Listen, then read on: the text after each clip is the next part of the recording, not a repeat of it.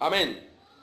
Dice Primera Reyes 17:1, vive Jehová, Dios de Israel, en cuya presencia estoy, que no habrá lluvia ni rocío en estos años, sino por mi palabra.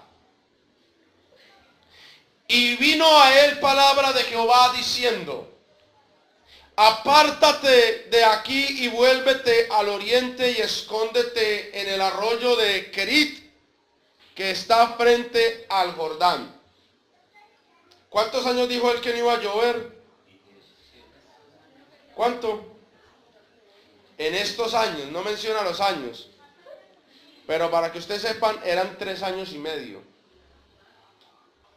Se complicó la cosa, tanto que el versículo 4 dice que él iba a beber del arroyo. Y mire lo que dice el 4. Y yo he mandado a los cuervos. ¿Qué interpreta usted por cuervo? Nosotros acá le llamamos ¿cómo? Los gallinazos. ¿Y qué comen los gallinazos? Carne. En abundancia, carne. ¿O usted ha visto un gallinazo comiendo ensalada de frutas? ¿Ha visto un gallinazo vegetariano? No. El gallinazo come carne. ¿Y sabe qué dice el 4? Dios le dio la orden a unos cuervos, a unos gallinazos, que le dieran de comer a Elías. 5. Y él fue e hizo conforme a la palabra de Jehová, pues se fue y vivió junto al arroyo de Querit, que está frente al Jordán. 6. Y los cuervos le traían pan y carne por la mañana, y pan y carne por la tarde, y bebía del arroyo. Ahí. ¿No se ha hecho usted la pregunta, cómo es posible que unos gallinazos cojan carne en la boca y no se la hubieran comido y se la hubieran llevado a Elías? ¿Qué pasó ahí? ¿Por qué no se comieron la carne? Ya estaban llenos. ¿Dónde dice eso en la Biblia? ¿Sabe por qué no se comieron la carne? Porque la orden de Dios era que esa carne no era para ellos. Era para sostener el ministro de Dios y profeta que era Elías. ¿Entiende el mensaje ahí? Ese cuervo representa al cristiano.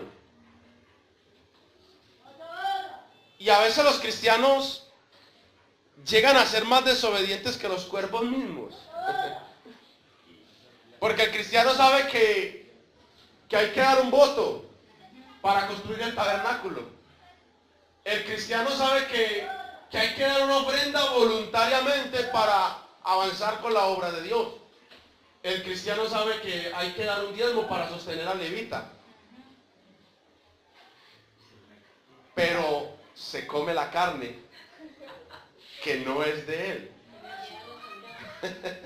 Se come la carne y se come el pan. Hace lo que el cuervo no hizo. Y somos bautizados hijos de Dios llenos del Espíritu Santo. El cuervo más adelante se tipifica ya en una persona, porque el versículo 7 dice que pasados algunos días, ni siquiera años, días, se secó el arroyo porque no había llovido sobre la tierra. Claro, Elías también sintió el rigor de su propia profecía. Se le secó el arroyo y se quedó sin con qué tomar agua. O sea, el hombre también empezó a sentir la situación. ¿Qué da a entender eso? Que es que los cristianos también sufren por estar acá en la tierra. Elías, por ser profeta, no quiere decir que se salvó, sino que la bendición de Dios le ayudó a sobrevivir. El verso 8, en esa hambre, dice que la palabra de Dios viene a Elías y le dice, levántate y vete a Sarepta de Sidón y mora allí. Oiga, he aquí yo le he dado orden allí a una mujer viuda que te sustente. Yo le hago la pregunta, ¿cómo le dio Dios la orden? Se le apareció en un sueño, en una visión, y le habló y le dijo, te voy a ordenar así, te voy a ordenar que sustentes a alguien que va a venir. O más fácil pasó lo que pasó con el libro de Éxodo, cuando leímos que estimuló el corazón voluntariamente. A mí me da la impresión que Dios lo que hizo en la vida fue poner un sentir. Un sentir. Ella, yo creo que Dios ni le habló en sueño ni le dijo nada. Ella sencillamente sintió un sentir, sintió amor, sintió la necesidad, el deseo voluntario de hacer algo. En esa llegó Elías, en el verso 10, y se fue a Sarepta. Y cuando llegó a la puerta de la ciudad, he aquí una mujer viuda. Préstele atención al texto bíblico, porque cuando dice una mujer viuda, la palabra viuda está diciendo mucho. Una mujer viuda es aquella que no tiene un marido, que no tiene un esposo. Y cuando una mujer, en el caso bíblico, no tenía esposo ni marido, es una mujer desventurada. Es una mujer que no tenía quien respondiera por ella. Es una mujer que no tenía quien le mercara, quien le pagara un arriendo, quien la vistiera. ¿Considera que usted económicamente está más mal que esta viuda? ¿Cree usted que está en peor situación económica que esta viuda? Ella era viuda y a colmo tenía un niño. Ni siquiera un hombre. Por eso por allá la viuda de Naín, el Señor Jesús le resucitó el hijo porque sabía que era lo único que ella tenía. Y como ya era un hombre adulto, el Señor se lo resucitó para que siguiera respondiendo por ella. La Biblia en Timoteo habla de requisitos de la iglesia hacia las viudas. Entonces, él llega donde hay una mujer viuda que estaba recogiendo leña. Y él la llamó y le dijo, te ruego que me traigas un poco de agua en un vaso para beberla. Simple, sencillo, escuche. Dame un poco de agua. Usted cuando lee el versículo, usted lo entiende mirándolo en el tiempo que estamos. Si yo a usted le pido agua, cualquiera te da agua. En la calle, lavando un carro o una moto, te dan agua. Pero cuando pedimos agua en el tiempo de Elías, que ya hasta el arroyo se había secado, oiga, estábamos pidiendo la vida misma. Era oro. Oro. Y Elías llegó y le dijo, deme agua. Los arroyos secos, vaya usted a saber cómo cuidaba el agua. Es muy simple. Cuando se le va el agua a uno desde las 7 de la mañana hasta las 8 o 10 de la noche y uno no alcanzó a recoger nada, ¿cómo queda uno en un solo día? Dígame, en un solo día. ¿Con qué voy a hacer de comer? ¿Con qué me juego los dientes? ¿Con qué me baño? ¿Con qué va a hacer el baño? ¿Con qué va a hacer uno el baño? ¿O no? En un día, 3 años y medio sin agua. ¿Ya? El que tenía agua era rico, estaba tapado. Y llega Elías a la viuda y le dice, dame agua. Así. Ahora sí entendió el texto. Si lo miró en el tiempo allá, porque es que si lo miramos en nuestro tiempo, un vaso de agua, yo no entiendo, algo tan sencillo, pero si lo miramos en esa situación, Elías le pidió algo a ella de mucho valor. Dame agua para que beba. Y yendo ella para traérsela, él volvió a llamarla y le dijo, te ruego que me traigas también un bocado de pan en tu mano. Y ella respondió, vive Jehová tu Dios, que no tengo pan cocido, solamente un puñado de harina tengo en la tinaja y un poco de aceite en una vasija, y ahora recogía 2 leños para entrar y prepararlo para mí. Mire la posición, para mí y para mi hijo. Dicen que es de mala educación ponerse uno por delante, pero ella tenía tanta hambre y tanto desespero que ella dijo, no, primero yo y después le doy a mi hijo. Porque de hecho la Biblia registra que hubieron mujeres que del hambre se comieron sus propios hijos. Ella dijo, yo voy a hacer una torta para mí y para mi hijo. Y después de que nos comamos eso, nos vamos a dejar morir. Nos vamos a dejar morir porque no hay más. Tengo el puñadito, hago una tortica, me como yo una parte y le doy a mi hijo y ya nos morimos de hambre. Porque ya no hay harina, ya no hay agua, y como no tenemos un esposo en la casa que vaya a traer agua o vaya y merque, ya nos toca dejarnos morir. ¿Qué situación, no? ¿Qué situación cuando uno tiene apenas para el mero arriendo? Cuando uno tiene un puñado de dinero en el bolsillo y dice, esto es para el mercado, el arriendo y los servicios. Aquí no me va a quedar ni con qué ofrendar, ni con qué diezmar, ni nada. ¿Qué hago acá? ¿Y sabe qué le dijo el profeta? 12. El versículo 13. Elías le dijo, no tengas temor, que es el temor el que nos lleva a pecar contra Dios en este caso. La falta de fe, la falta de creer en quien tenemos en el cielo. No tengas temor. Ve y haz como has dicho. O sea, sí, vaya a la tortica, claro que sí, vaya. Pero házmela a mí primero. Házmela a mí primero. O sea, no es primero usted, mija. Soy primero yo. Porque Elías en ese caso representaba a Dios. Lo que Dios le está diciendo no es, deme primero lo mío. Primero yo. Deme primero lo mío. Y cuando usted me dé lo mío, dice Dios. Dice, hazme a mí primero de ello una pequeña torta cocida debajo de la ceniza y tráemela. Y después de que me des a mí, entonces ahí sí vas a hacer una para ti y para tu hijo. O sea, ahí sí va a pensar en usted y en su familia, pero primero piensa en mí. Y dice el profeta, yo le garantizo que si usted lo hace en ese orden de ideas, que si usted piensa primero en mí, yo le garantizo que la harina de la tinaja no le va a escasear, ni el aceite de la vasija le va a disminuir, hasta el día en que Jehová haga llover sobre la faz de la tierra. 15. Entonces fue ella e hizo como Elías le dijo. La obediencia a la palabra de Dios, lo que es tener fe a lo que Dios dice, lo que es creerle a Dios. Y comió él, primero Dios, luego comió ella y su casa muchos días. Y la harina de la tinaja no escaseó, ni el aceite de la vasija menguó, conforme a la palabra que Jehová había dicho por Elías. Amén, amén. Qué bonito eso, ¿no? ¿Qué hace uno cuando tiene o recibe un pago, recibe un sueldo, recibe un dinero? Primero yo, primero mis gastos, mi necesidad, y luego si queda la obra. Eso le va a traer a uno perjuicios. Porque el orden no es ese, el orden es primero dame a mí y después tú y tu hijo, tu casa. Y ahí es donde llega la bendición de Dios.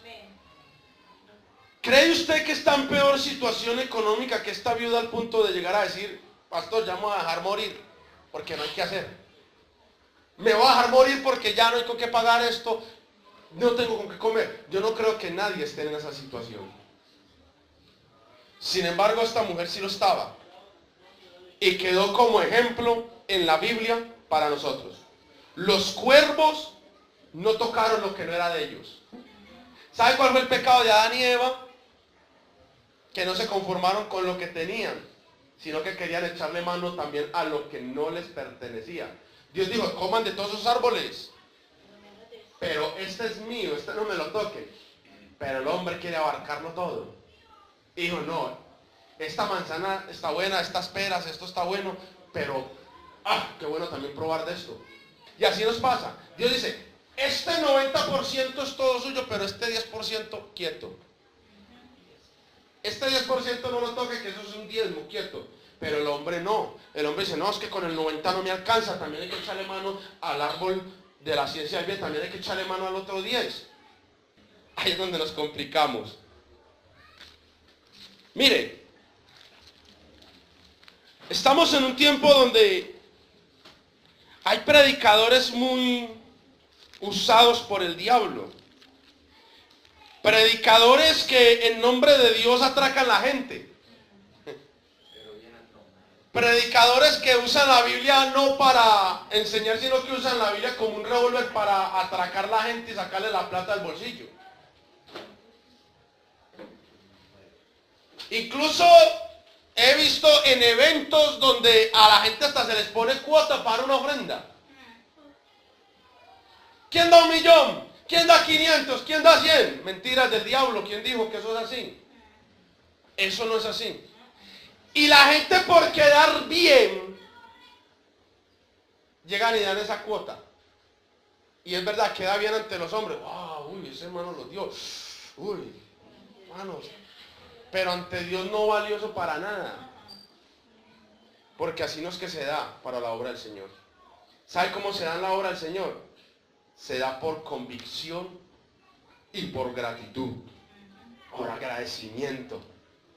Porque uno dice, qué vaina, cuánta me gastaba yo en licor y en pecado. Y ahora Dios ha cambiado mi vida. Me ha rescatado. Y por amor, eso es lo que entendía el pueblo de Israel. Por eso traían tanto. ¿Sí me entiende? Porque sabían que era la obra de Dios que los había cambiado. Este lugar es sencillo. Acá pagamos un arriendo. Ahí está un voto. Gracias a Dios por todos los que dan ese voto de corazón. ¿Y sabe por qué lo dan ustedes? Porque dicen, es que Dios aquí me cambió, me transformó. ¿Cómo no invertirle yo a esto acá? Si Dios me cambió mi vida. ¿Cierto que sí? Entonces, 2 Corintios 9, el versículo 1, dice, cuanto a la administración para los santos, o sea, una ofrenda que se iba a recoger para los santos, que los santos acá no son las imágenes religiosas, sino los hermanos, es por demás que yo os escriba. O sea, Pablo mandó esta iglesia anticipadamente.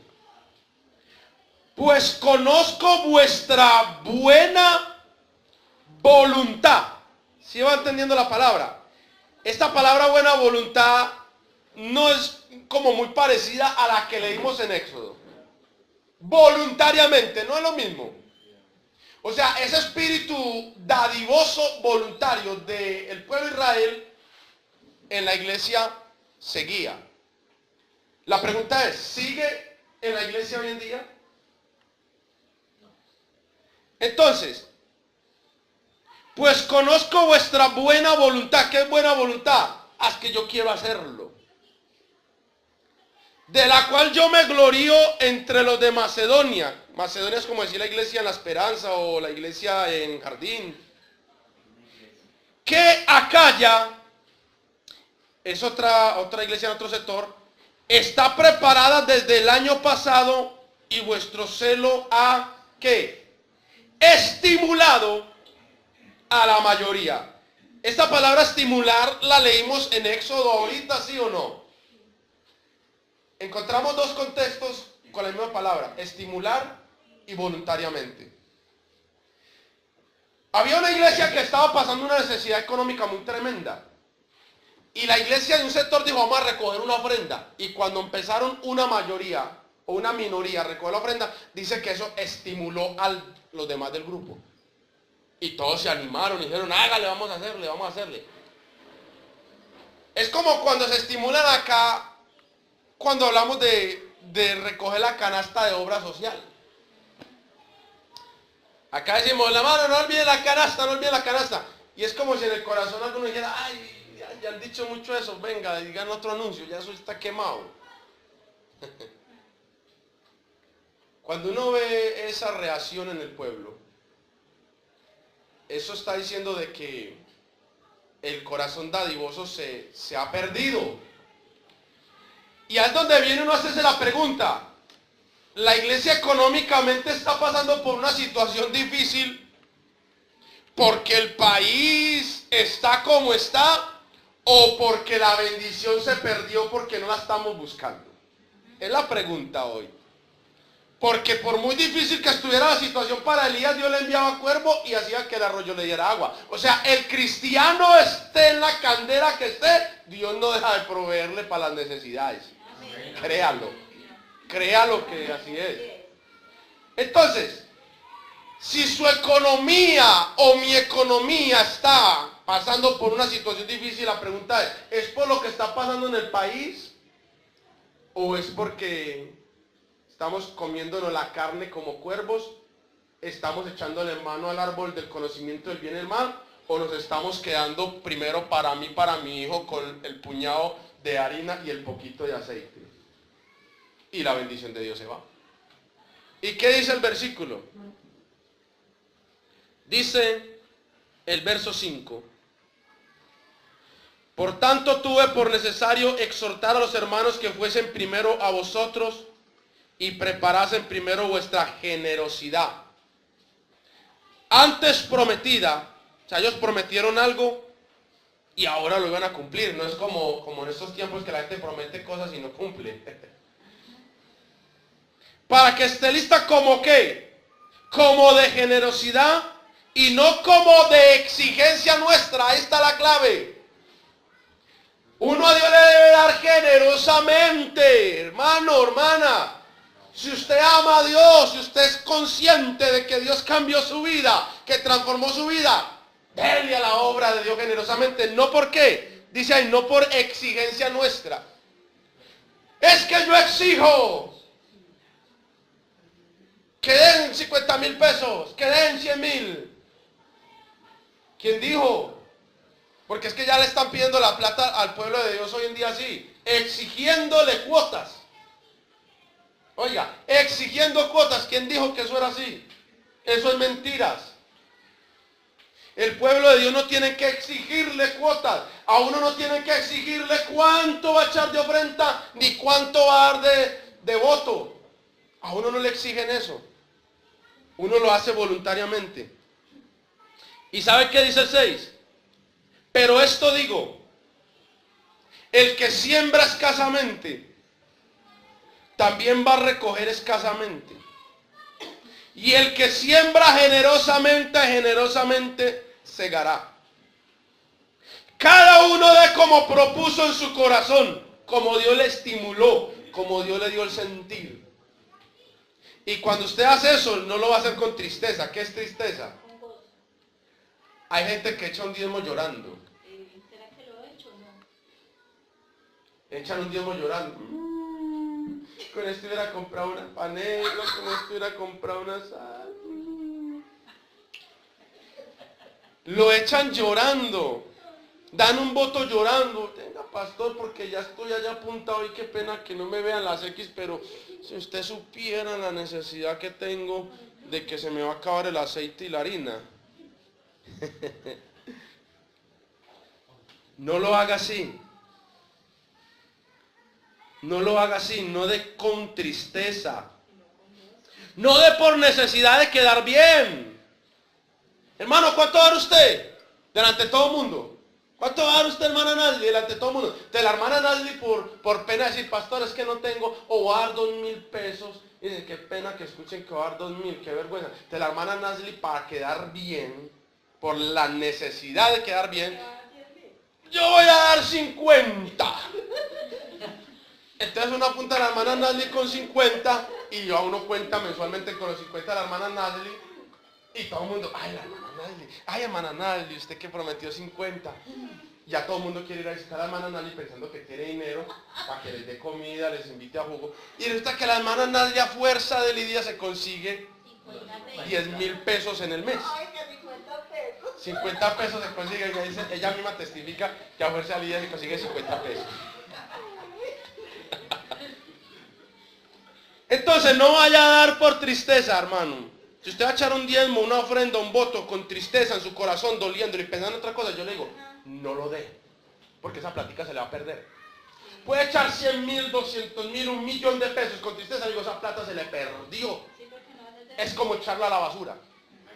Sino que no se trata de cantidad, sino de darla con amor. Exactamente, porque ¿cuál fue la ofrenda que el Señor alabó en el templo? La mujer que tenía unas monedas. La viuda. Dice que el Señor Jesús se puso a mirar en el templo cómo los ricos echaban grandes cantidades de dinero. Esos llegaban en las ofrendas y, echemos estos 5 millones ahí. Lo poco que tenía lo Y eche plata, eche plata. Y dice la Biblia que llegó una mujer viuda, que echó unas moneditas, lo único, dice la Biblia, que tenía para comer su sustento. O sea, esa mujer se quedó ahí sin mercado, se quedó sin comida y echó eso. Cuando el Señor vio que echó eso, ahí me pegó el grito. Dijo, oiga, vea, esta mujer les digo que dio más que todos ellos. Porque todos ellos dieron de lo que les sobraba. El que echó 10 millones es porque tenía billones de pesos. Y digo, estos 100 millones es como sacar 1.000 pesos para mí.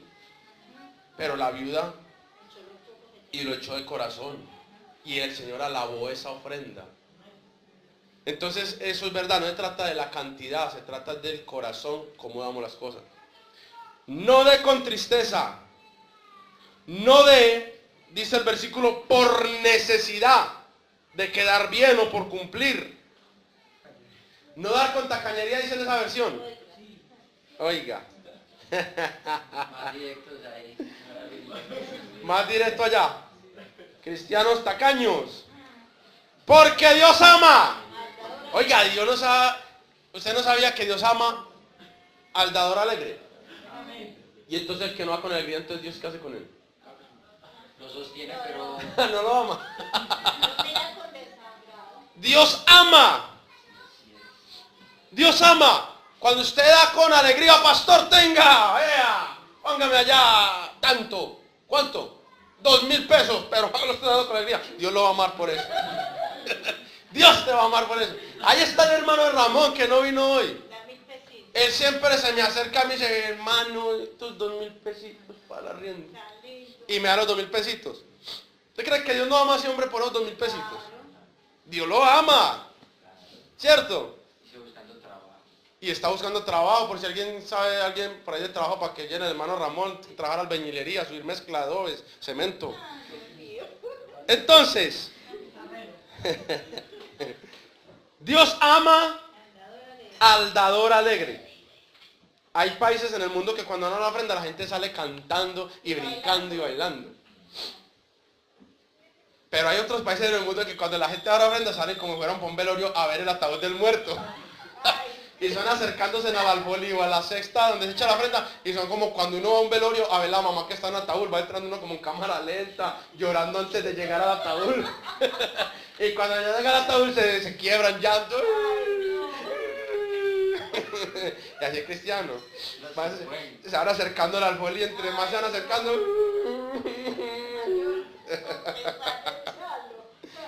Dios ama al dador alegre. Usted no tiene que dar más allá de lo que no tiene. El versículo dice, cada uno dé como propuso en su corazón, como Dios le dio el sentir. ¿Y sabe qué dice un hombre sabio en el Antiguo Testamento? Y termino ahí. De lo recibido de tu mano, de eso te damos.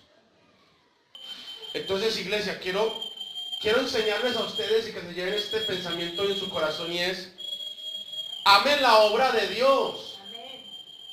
Apoyen la obra de Dios, pero hágalo sin obligación, hágalo por convicción, hágalo entendiendo que es que esto es una inversión, que es que esto es de nosotros, que Dios nos ha bendecido, que Dios nos ha amado al traernos a esta salvación tan grande y que por esa misericordia ya no estamos gastando dinero en el pecado. Oye, le hago una pregunta, ¿cuánto cree usted que en este tiempo en el mundo se le estuviera yendo a usted? ¿Ah? En un diciembre, ¿cuánto se le estuviera yendo a usted en este momento si no estuviera en Cristo? Entonces, démosle gracias a Dios que nos llegó este diciembre en el Evangelio.